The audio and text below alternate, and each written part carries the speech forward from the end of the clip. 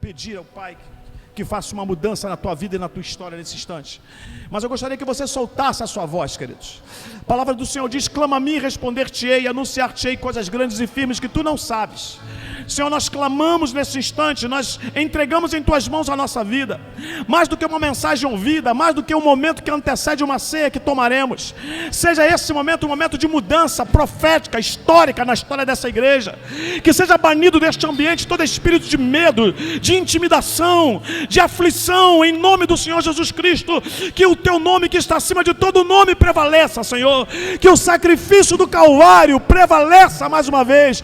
Que o sacrifício feito na cruz por Jesus Cristo, Senhor, o sacrifício que nos libertou, que nos curou, que nos deu destino, que lapidou um novo futuro, Senhor, em nome de Jesus, prevaleça para a glória do teu nome.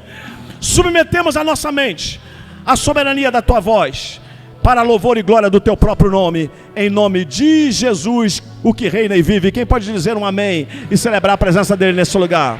Você pode celebrar a presença do Senhor nesse ambiente, em nome de Jesus. Aleluia. Vira-se para umas 2 ou 3 pessoas antes de se assentar e diga para ela assim, ó: discípulos versus multidões. Isso, se assente aí, já já a gente retoma aqui. Obrigado. Deus abençoe. Queridos, a Bíblia diz que Deus, Ele anuncia o fim desde o começo. A Bíblia diz isso. John, não ficou bom não? Não está legal não? O sem fio? O sem fio? Ah. E como Deus anuncia o fim desde o começo, eu vou fazer a mesma coisa.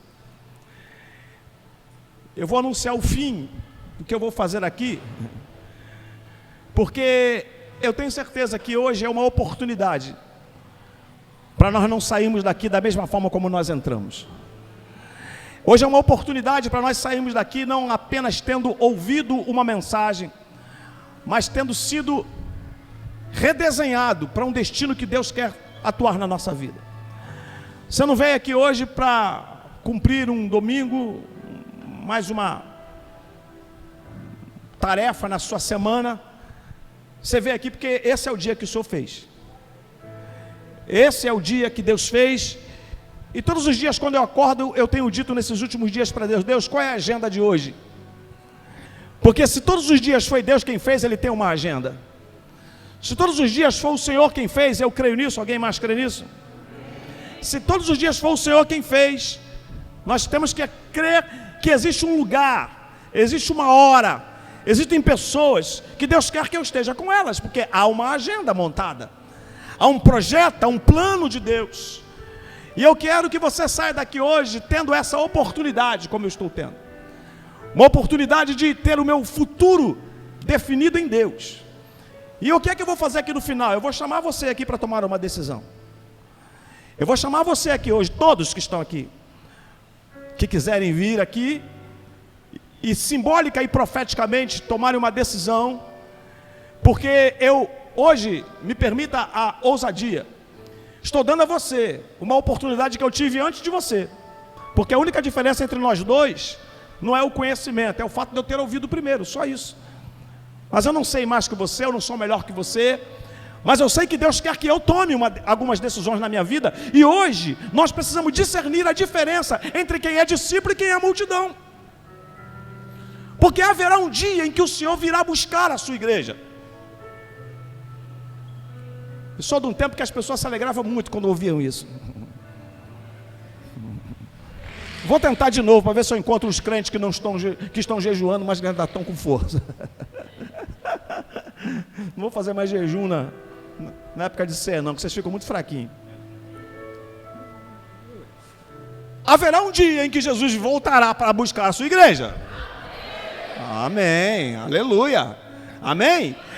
E veja bem, haverá no céu uma multidão, sim, mas não uma multidão apenas, uma multidão de discípulos. Porque todos aqueles que são multidão e não se transformaram em discípulos, não têm o seu destino acertado na glória. Porque a Bíblia nos ordena, Jesus nos ordenou a fazermos discípulos. Ide por todo mundo e fazei discípulos. batizando-os em nome do Pai, do Filho e do Espírito Santo, e ensinando-os a guardar todas as coisas que eu vos tenho ensinado. O que ele estava dizendo? Não, eu não quero uma igreja apenas cheia de pessoas. Eu quero uma igreja lotada de pessoas que se transformaram em discípulos. E eu vou antecipar para você que a palavra discípulo vem do grego matetes, que significa aprendiz e seguidor. Diga, aprendiz e seguidor. Fala com força. Isso. Um discípulo não é aquele que apenas tem um mestre. É aquele que diante do mestre o segue e aprende. É um aprendiz e é um seguidor. Porque se eu aprendo e não prossigo naquilo que eu aprendi, eu sou apenas uma multidão que ouvi e não um discípulo que aprendeu. Tem alguém comigo? E Deus quer, queridos, eu vou usar uma expressão na falta de outra, tá bom? Violentamente nos transformar em discípulos. Porque todas as vezes que Deus for transformar você num discípulo, Ele vai invadir a tua privacidade. Começou assim com Mateus capítulo de número 4, quando os discípulos, queridos, presta atenção aqui, deixa os diáconos trabalharem, amados. Quando Jesus invade a praia onde os discípulos estavam lá pescando, e disse o que para eles? Vinde após mim, e eu farei de vocês pescadores de homens. Eles estavam fazendo o que, gente? Tinham acabado de fazer o que? De pescar. Estavam trabalhando. Domingo passado foi reunião com os líderes de célula. E esse domingo foi reunião com os diáconos. Eu disse algo na reunião de líderes de célula e falei hoje na reunião de diáconos. E vou repetir para toda a igreja. Deus não vai chamar você simples e unicamente porque você não tem o que fazer, obrigado. Deus não vai chamar você porque você está desocupado. Todas as pessoas que foram chamadas estavam ocupadas com alguma coisa. Se você não estiver disposto a entregar a sua agenda na mão do Senhor, se você não estiver disposto a falar, Senhor Deus, o que há para fazer agora? Se você não estiver disposto a deixar com que o Senhor invada a tua privacidade e seja Senhor dela, Ele até é teu Salvador, mas Ele não é teu Senhor. Mas antes de ser nosso Salvador, Ele é o nosso Senhor. Você não encontra na Bíblia a ordem Senhor, Salvador e Senhor, mas você encontra na ordem Salvador, Senhor e Salvador, porque mesmo não sendo Salvador de qualquer pessoa, Ele é Senhor de tudo e de todos. Alguém vivo neste ambiente pode dar um glória bem forte em nome de Jesus. Ele é Senhor. Por isso está escrito, porque dele, por ele, para ele, são todas as coisas. E Jesus sempre viveu cercado, nos seus 3 anos de ministério, dessas duas classes de pessoas: as multidões e os discípulos. Quem eram esses discípulos, pastor Marcos? Eles eram sacados de dentro das multidões, mas cada uma delas com as suas características. E é interessante um detalhe, olha aqui para mim: essas multidões não deixavam de seguir Jesus. Onde Jesus ia, elas iam. Querido, eu não vejo a hora de chegar a dezembro de 2024.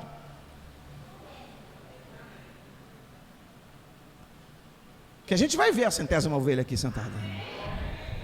Mas o que vai me alegrar não é o fato dessa igreja estar abarrotada de pessoas, mas saber que nós estamos sacando do meio delas discípulos nascidos de novo, aprendizes e seguidores, gente que entendeu que há uma diferença entre ser multidão e discípulo, e que a igreja que será arrebatada não será uma multidão de gente, será uma multidão de discípulos, de aprendizes e seguidores que entenderam que Jesus é o Senhor e Salvador, Senhor e Salvador, Senhor e Salvador. E o texto que eu li aqui, que eu preguei há pouco tempo aqui agora, mas não falando com os tópicos que eu vou falar aqui. Jesus morre na cruz, vários eventos acontecem ali. E hoje é noite de ceia. E a ceia, queridos, ela aponta para a encarnação do Verbo, o Verbo que se fez carne. Aponta para a sua morte, mas também aponta para a sua ressurreição. Foi por isso que ele disse: todas as vezes que vocês vos reunirem, anunciei a minha morte até que ele venha.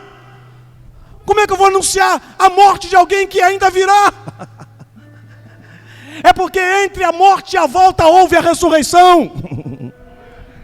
Eu vou falar de novo para ver se eu encontro gente mais crente aqui. Entre a morte e a segunda vinda existiu a ressurreição. Jesus está vivo. Nós não estamos aqui celebrando um funeral. Nós estamos aqui celebrando uma ressurreição. E a morte na cruz foi cercada de simbolismos e significados proféticos. Jesus foi crucificado às 9h da manhã. Quando foi meio-dia, a 6h, houve trevas. E quando foi a 9h, às 15h, 3h, ele disse: Tetelestai, está pago. Pai, em tuas mãos entrego o meu espírito.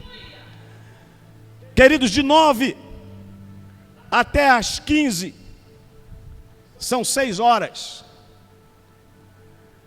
A 6ª dos judeus é o meio-dia. Na 6ª houve trevas.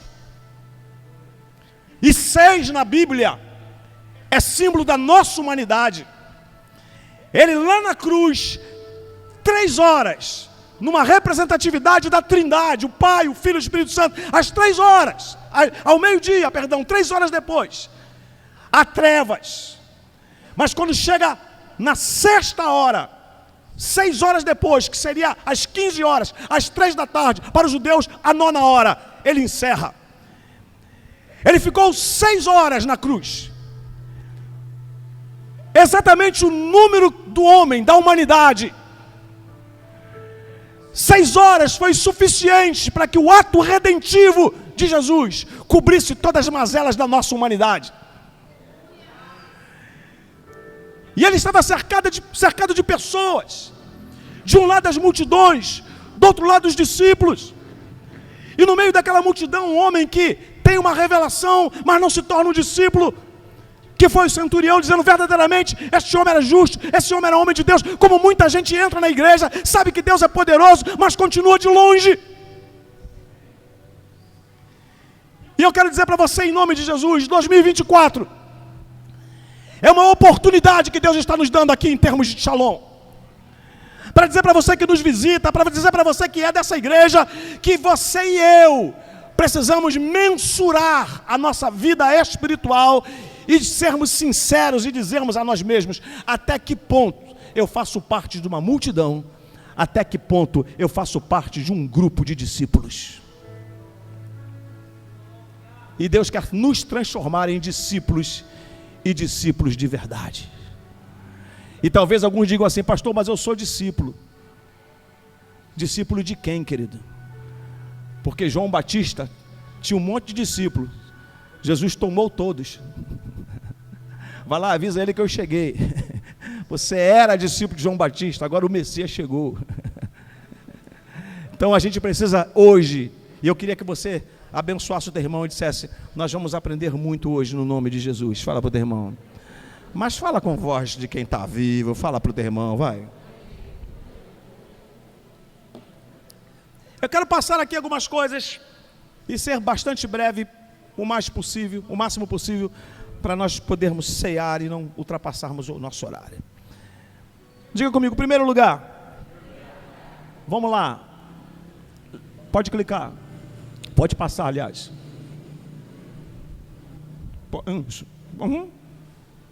Isso. Primeiro, né? Isso. Primeiro. Multidões. Isso. Não, isso não é o primeiro, não. Lá em cima. Isso. Agora vamos primeiro. Ah, entendi. Eu que estou errado. É o meu arquivo aqui que está fora da ordem. Leiam para mim, por favor. Gente, eu queria que você falasse para aprender. 1, 2, 3, já, rápido, vai.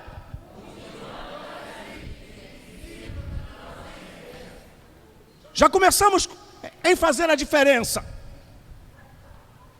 Eu vim afinzaço hoje de tirar você da multidão. Eu vim aqui hoje afizaço de falar, dar um braço a você e falar: vamos embora? Vamos passar para o outro lado? Vamos deixar de ser multidão? Porque olha bem o que está escrito no versículo 48, queridos. Olha o que a Bíblia diz no versículo de número 48. Deixa eu colocar aqui marcadinho, porque minha Bíblia está desmarcando. Diz assim a palavra do Eterno: e todas as multidões reunidas para este espetáculo, vendo o que havia acontecido, retiraram-se a lamentar, batendo no peito. Meu irmão, em nome de Jesus, multidões assistem, discípulos dão assistência, mas pastor, não é a mesma palavra, os dois não estão numa atitude de assistência. Sim, na palavra, porém, existe a assistência do fato de observar e a assistência do fato de servir. Multidões assistem observando o espetáculo, mas multidões assistem prestando serviço. É por isso que tem gente, queridos, que está numa determinada igreja, está num determinado lugar e não gosta do que viu, se desagrada do espetáculo e foi embora, porque é multidão. Mas discípulos assistem e dizem: eu posso ajudar a consertar isso e fazer com que o corpo cresça para a glória do Senhor. A multidão viu o espetáculo, bateu no peito e falou: vai embora. Aí, amado, uma pergunta que não quer calar: você veio aqui para dar assistência ou para assistir o espetáculo? Porque nós temos de tudo.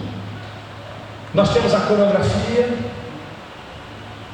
nós temos a mesa posta, nós temos música, a gente está chique agora, tecladista, contrabaixista, a gente agora está metido, né? Você vem aqui bem arrumadinho, não sei se você sabe, estou sendo filmado. Aí o espetáculo está montado. E eu vou falar uma coisa que eu acho que eu não sei nem se eu devo falar. Tá bom, gente. Vocês estão percebendo que eu estou constrangido, não gostaria de falar isso. O que eu vou falar aqui é aparentemente antiético, mas não é nenhuma falta de ética, nem nenhum deboche, vocês vão me entender.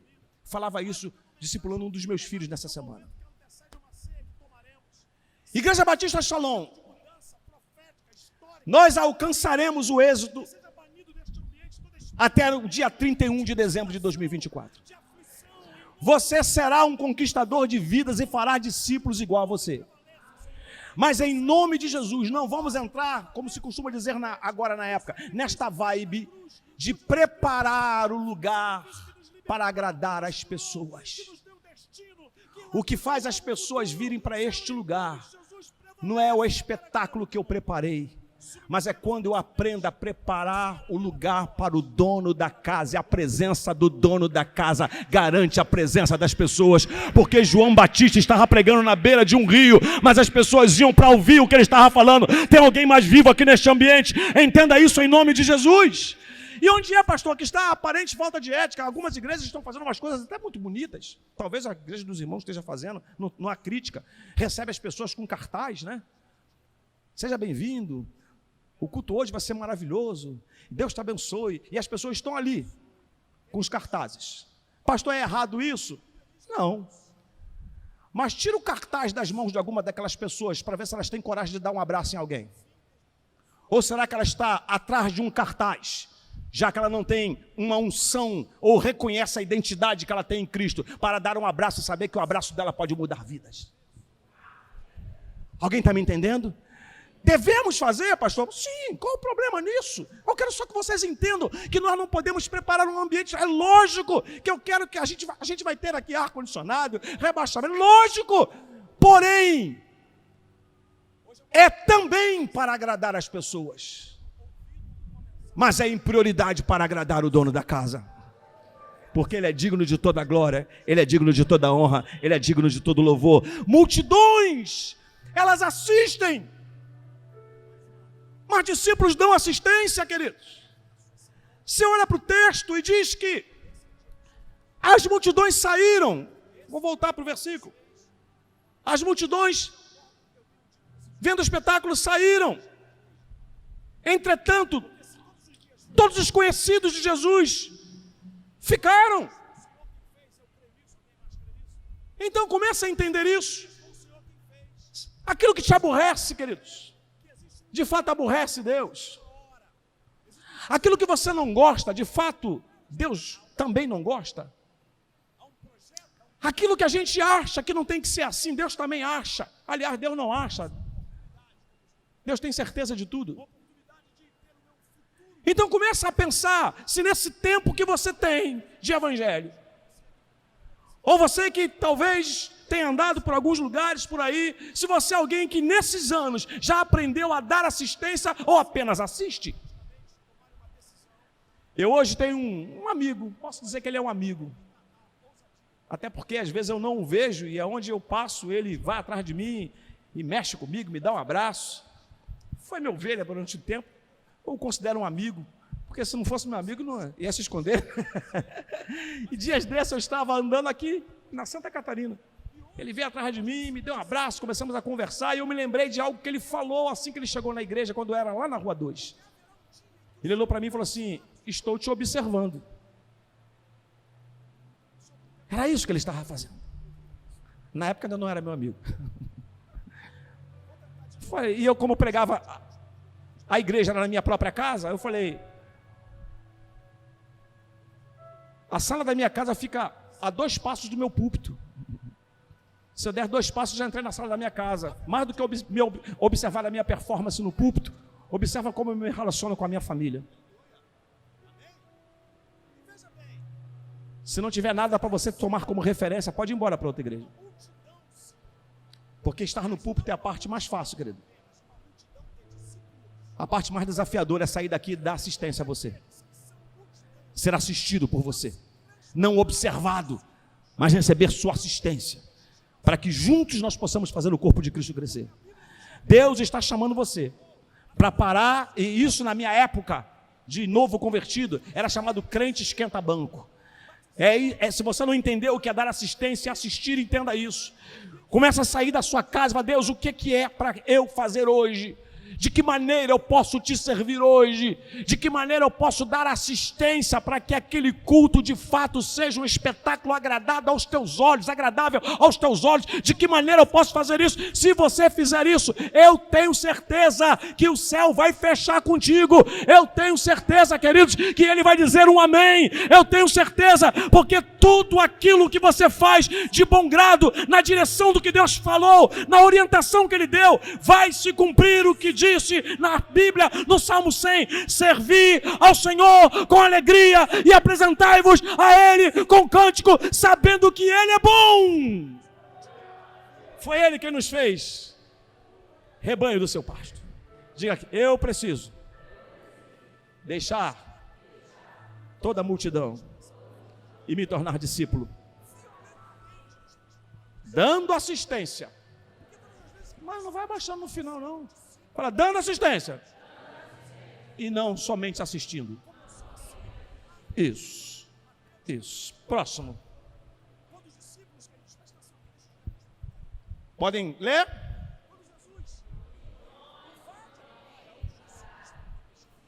Gente, lê forte, está escrito ali.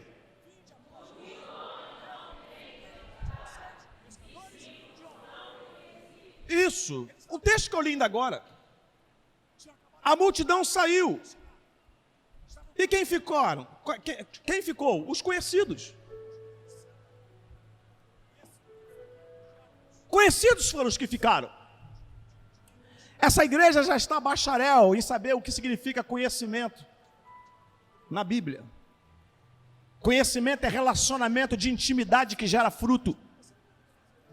Conhecimento na Bíblia é relacionamento de intimidade que gera fruto. É por isso que a mesma palavra conhecimento é usada para relação sexual.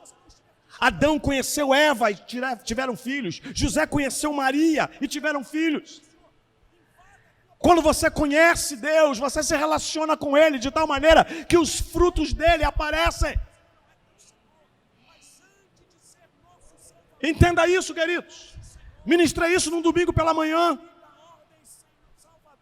Vou usar aqui uma linguagem tanto de cunho psicológico como empresarial. Todo empresário sabe que o relacionamento, ele gera a modelagem. Em síntese, você se modela por aquelas pessoas com as quais você se relaciona. Por isso que Deus nos ordena a nos santificarmos, nos separarmos daquilo que poderá nos modelar de maneira errada. Por isso que Deus quer que a gente colhe com Ele, para nós sermos modelados por Ele. Por isso que Ele não quer que você apenas ande com Ele, Ele quer que você e eu estejamos nele. E não tem jeito de estar nele e não se tornar no modelo dele. Os conhecidos ficaram, observaram, mas deram assistência. Você vai perceber isso mais tarde.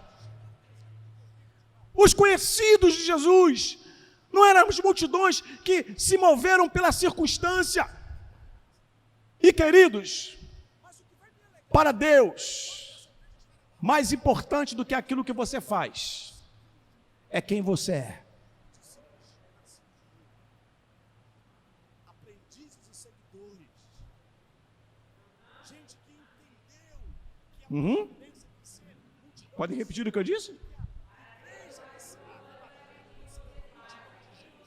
Porque até aquilo que você faz de errado, dependendo de quem você é, o tratamento é diferente.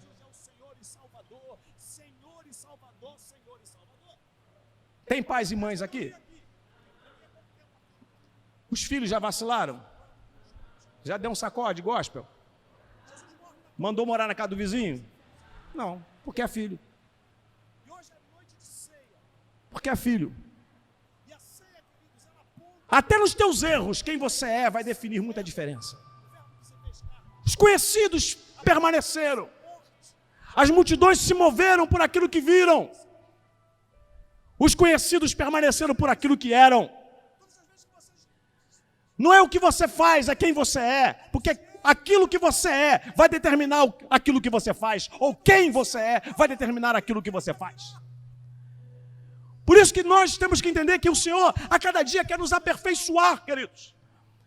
Quer transformar-nos à imagem dele. Por isso, Filipenses 1,6 está escrito que aquele que nós começou a boa obra é fiel para aperfeiçoá-la até o dia da vinda de Cristo. Provérbios 4,18 está escrito que o caminho do justo é como a luz do amanhecer, que vai brilhando mais e mais até se tornar dia perfeito. E nós temos que começar a entender isso. Deus, eu não posso ser hoje quem eu era ontem. Porque se você for multidão, qualquer circunstância te afasta. Mas se você se tornar discípulo conhecido, não tem jeito, não tem para o diabo. Você permanece firme, porque a Bíblia diz que os que confiam no Senhor são como os montes de Sião que não se abala, mas permanece para sempre. Alguém diga um amém, glorifica o nome do Senhor.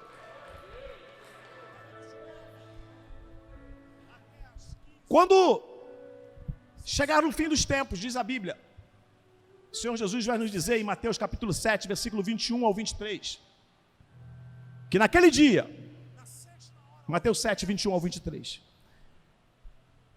me dirão, mas em teu nome expulsamos demônios, nós profetizamos, e o Senhor lhes dirá, apartai-vos de mim, porque não vos conheço. Jesus, em algum momento nesse texto, disse, eu não vi você fazer isso? Hein, gente? Não. Jesus criticou o que ele estava fazendo? Profetizar é pecado? Ô, gente, está com dúvida? Expulsar demônio é pecado? Então eles estavam fazendo o que era certo. Então, o texto me ensina que é possível fazer uma coisa certa estando errado. Então, quando aquilo que eu faço não combina com aquilo que eu sou, Deus vai ficar com aquilo que eu sou. Não importa aquilo que eu fiz. Ele disse: apartai-vos de mim, porque eu não conheço vocês. Gente, haverá uma chamada. O teu nome será chamado.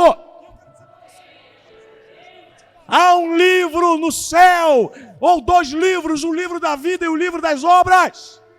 O nosso nome será chamado. E eu quero te dizer uma coisa, amados: não se chama quem não se conhece, não se chama quem não faz parte da lista. Então, em nome de Jesus, a lista não é de multidão, a lista é de discípulo. Então hoje, se revolucione e diga: Deus, o meu nome vai constar na lista e eu vou ouvir o teu chamado. Os conhecidos ficaram, e a Bíblia vai dizer isso. Ele disse: apartai-vos de mim, porque eu não conheço vocês. Número 3. Leiam para mim, por favor. Gente, é só olhar ali e ler. Vai lá.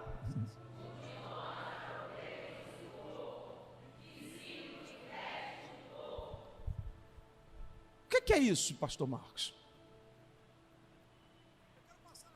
Queridos, alguns de nós, vamos ser assim para a gente se nivelar, né? Não ficar superior a ninguém. Muitos de nós viemos para um lugar como esse para buscar a nossa bênção. É pecado? Não é. Mas a gente veio para usufruir, aproveitar do corpo, e não para investir no corpo. O que está escrito em João 19, 23? Que quando Jesus morre, eles desnudam Jesus e jogam sorte sobre a veste dele. O que eles estavam fazendo? Tirando o que Jesus tinha, sem reconhecer quem ele era. Há pessoas que estão na igreja porque elas querem uma bênção. Pecado não é pecado. Por favor, vem para cá e busca a tua bênção. Mas entenda que mais do que se aproveitar do corpo, Deus quer fazer de você um investidor do corpo. Porque o corpo de Jesus que fora tirado da cruz era a representação da igreja, que é o corpo de Cristo.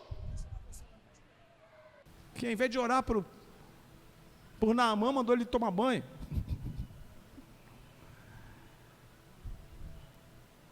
Às vezes as pessoas, elas querem apenas aproveitar o corpo. Pastor, isso não é errado, repito, mas é coisa de multidão.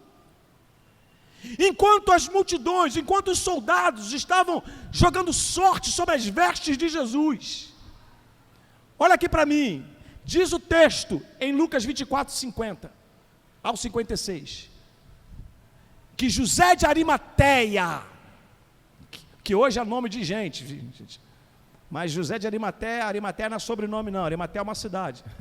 Era José lá da cidade de Arimateia, aí virou nome de gente, né? José de Arimateia. José de Arimateia, da cidade de Arimateia, olha aqui para mim, enrolou o corpo de Jesus num lençol. O corpo estava nu porque os soldados tiraram a roupa dele e jogaram sorte.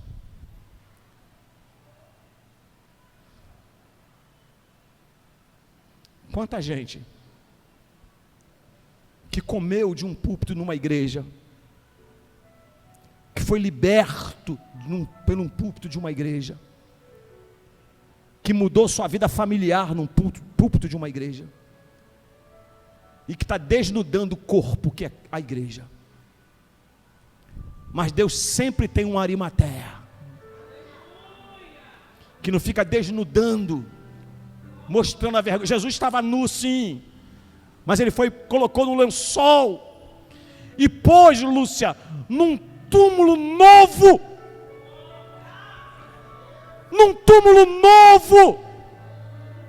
Shalom, eu quero que você entenda isso. Nós somos uma igreja simples, nós somos uma igreja com recursos ainda em andamento, em crescimento, mas não adianta vir com esse papinho, para que isso tudo? Porque para que isso tudo é papo de Judas. Nós queremos dar o novo para o Senhor, nós queremos dar o melhor para o Senhor, nós queremos fazer com excelência para o Senhor, porque humildade não é ausência de excelência, humildade não é ausência de excelência. Para Ele o melhor, porque Ele não te deu um anjo, Ele te deu o próprio Filho para morrer por mim e por você.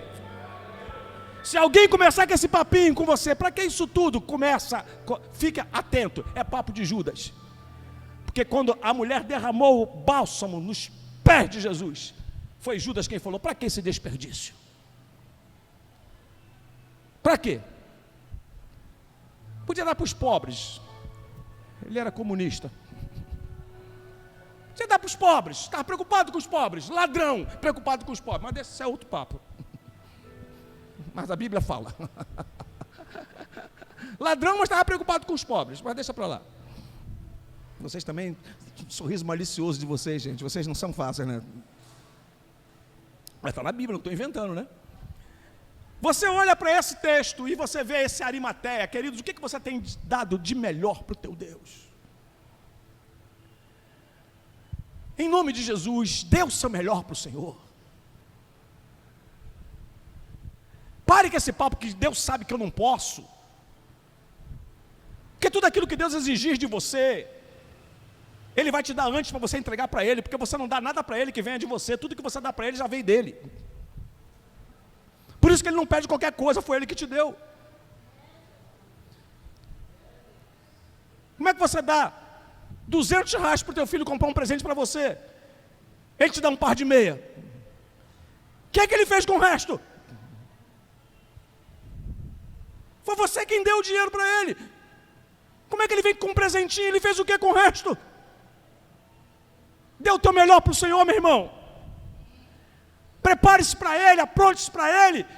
Dê para Ele, dê o seu melhor para o Senhor. E pare com esse papinho de dizer: não, Deus sabe que eu não posso. Deus sabe que você pode, porque você pode todas as coisas naquele que te fortalece. Arimateia colocou num túmulo novo.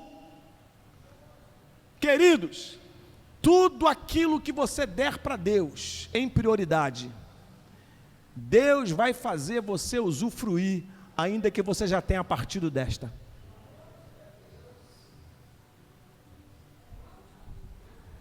Tudo que você der em prioridade para Deus, Deus vai te deixar usufruir, ainda que já tenha partido desta.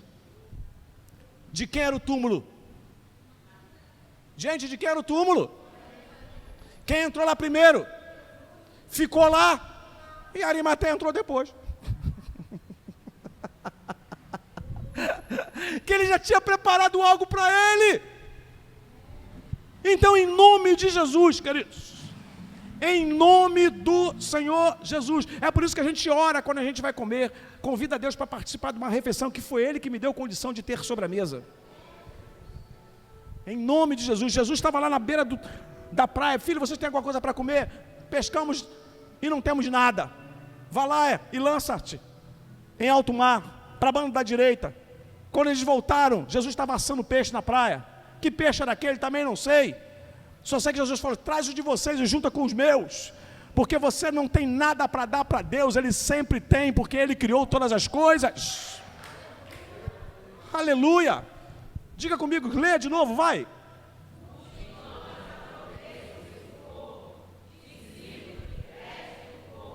Próximo, por favor. Leiam.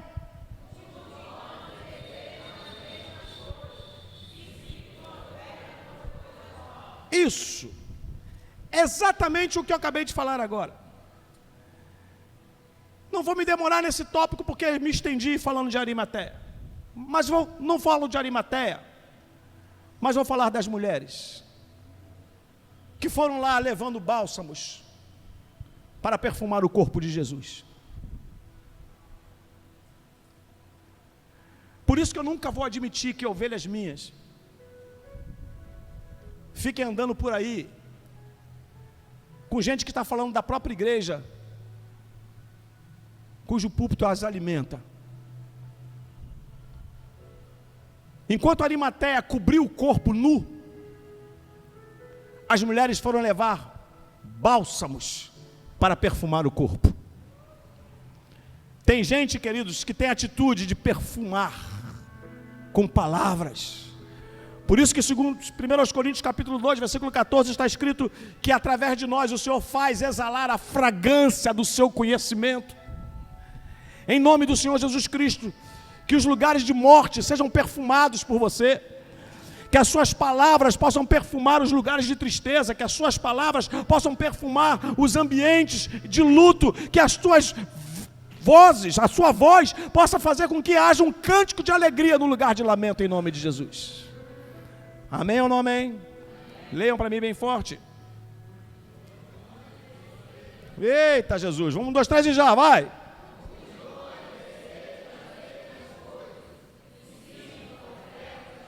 O Salmo nos ensina a cantar um cântico novo.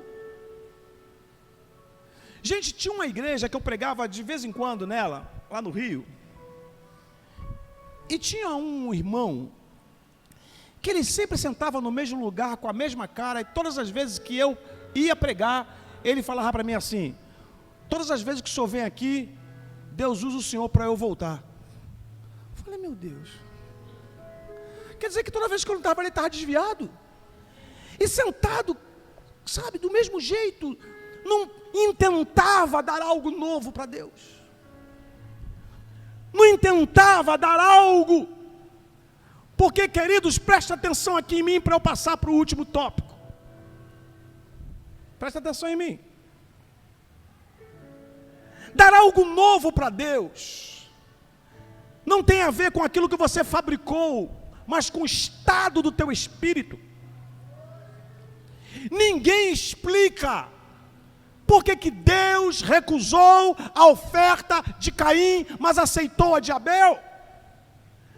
Alguém pode chegar e falar: ah, pastor, porque Caim ofereceu uma oferta com sangue, e ele foi lá e levou o produto do campo, e foi no fim dos dias, enquanto Caim deu das primícias. Tudo isso eu aceito, porém, Deus em nenhum momento falou mal da oferta de Caim. Deus falou mal da maneira como ele fez. Por que está decaído o teu semblante, Caim? Primeira coisa que Deus falou: por que decaiu o teu semblante? Está de carinha feia, por que, Caim? E antes que ele respondesse, Deus disse: se fizeres bem, por acaso não serás aceito? Olha a palavra no futuro, serás. Ou seja, ainda dá tempo, Caim. Ainda dá tempo de você consertar o estado do teu coração, que está sendo denunciado pela tua cara. Ainda dá tempo, Caim, de você consertar isso, se você fizer bem. O problema não era o tipo de oferta, mas era como ele estava fazendo. Saia da sua casa com este intento. Eu te declaro como pastor constituído sobre a tua vida.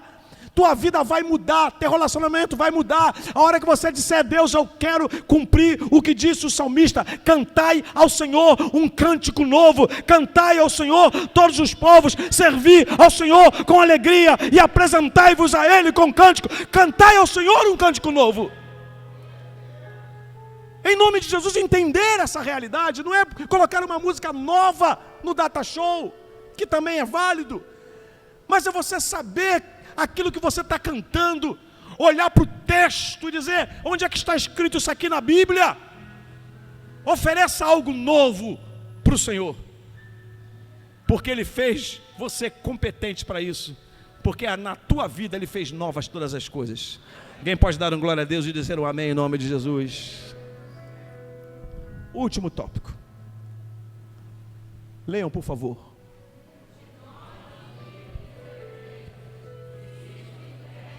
De novo.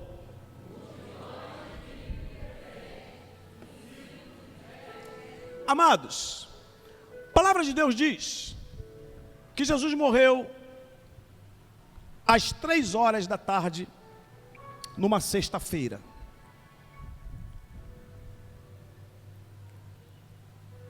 É lei em Israel não trabalhar no sábado.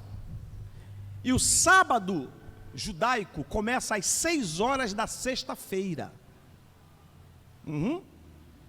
Às 6 da sexta-feira. A viração do dia do judeu é às 18 horas. Jesus morreu às 3. Elas tinham de 3 às 6 para resolver. Tamires, tudo resolve no 3. 6 horas em diante não podia mais. Elas, sabedoras, que não poderiam não conseguiriam e não poderiam fazer os preparos, se anteciparam para descansar no sábado. E Jesus ressuscita no domingo.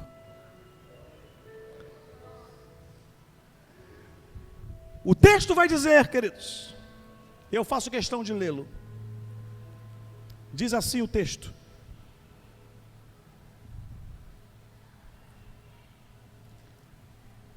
então se retiraram as mulheres para preparar aromas e bálsamos, e no sábado descansaram segundo o mandamento.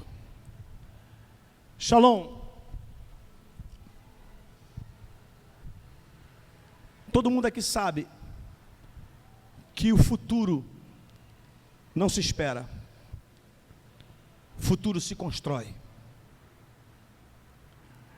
Há muitas coisas que a gente não colhe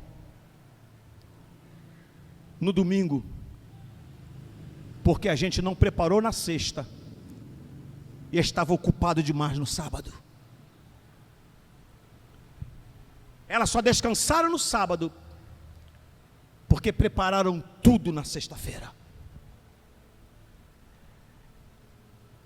As multidões, elas vivem, olha só o detalhe, do presente, não é no presente que eu coloquei. Vive do que está acontecendo agora. Mas os discípulos não. Os discípulos, eles investem no futuro. Queridos, uma hora que você passa aqui comigo, orando, aprendendo, estudando, anotando, sem investimento de futuro. Eu sempre vou dizer a essa igreja e repito, sempre venha com material para anotar, sempre anote na sua Bíblia, anote num caderno, porque essas palavras vão trazer a você, queridos, muitos subsídios para o seu futuro. Eu vou falando uma coisa aqui, por favor, não me interprete como altivez, mas eu tenho anotações na minha Bíblia, que sem exagero dá um livro de 100 páginas, que eu anotei na minha Bíblia. E muitos dos livros que já escrevi são de anotações, de percepções que eu tive na Bíblia e fui lá e anotei. Entenda essa realidade no nome de Jesus. Invista no futuro. Por isso que a Bíblia fala para os pais: fale desta palavra, deitando, se levantando, assentado, andando pelo caminho. Invista no futuro. Leia o texto bíblico, não é porque eu vou ler a Bíblia hoje, leia para investir no futuro, porque tem coisa que não vai servir para agora, mas você vai ver que lá na frente foi preventiva lá atrás, mas tornou-se corretiva no presente. Quando você está aqui, queridos, você está investindo no teu futuro. Dê sempre prioridade a isso. Eu acho que seria desnecessário falar, mas a gente vive num tempo tão de descompromisso. Não se deite sem antes dobrar os teus joelhos e tirar um tempo de oração, de preferência com a tua família. Não se levante, já sai da cama falando um monte de coisa que tem que fazer. Faça um tempo de oração, de preferência com a sua família. Ore todos os dias, lê a Bíblia todos os dias. E quando orar, fala: Deus, eu vou aqui investir no meu futuro. Que o que vai levar você a um futuro de qualidade é o modelo que está nessa palavra. E eu quero encerrar dizendo para você que você precisa tomar uma decisão. Pode ver. E eu queria que você decidisse qual é o seu lado na cruz. E aqui não é a palavra de fé: eu sou discípulo. Não.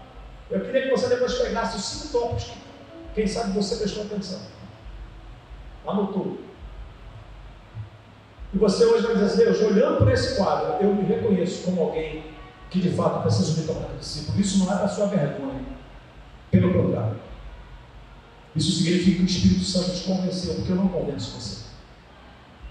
Eu olhar e falar: Deus, eu já tenho muita coisa aqui e que isso tem que ser mudado.